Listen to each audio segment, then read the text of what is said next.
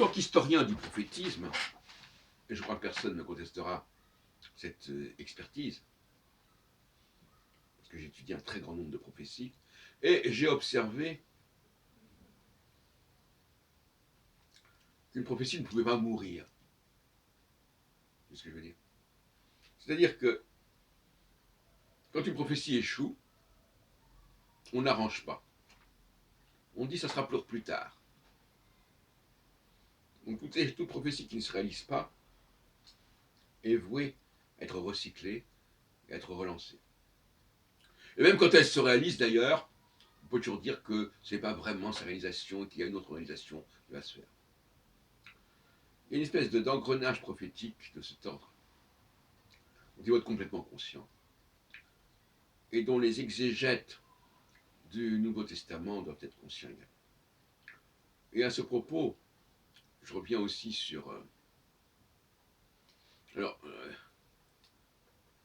intéressant, Luc 24, qui est souvent cité, c'est quand Jésus rejoint ses disciples sur le chemin d'Emmaüs, disciples qui sont un petit peu découragés.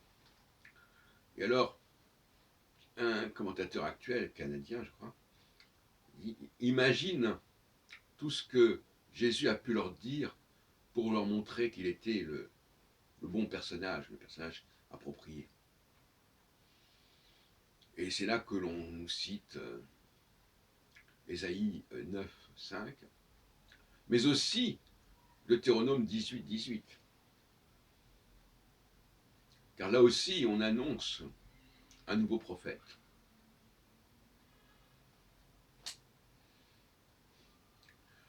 Et le christianisme fait son beurre avec ces annonces pour les réutiliser plusieurs siècles après, en tant que préfiguration.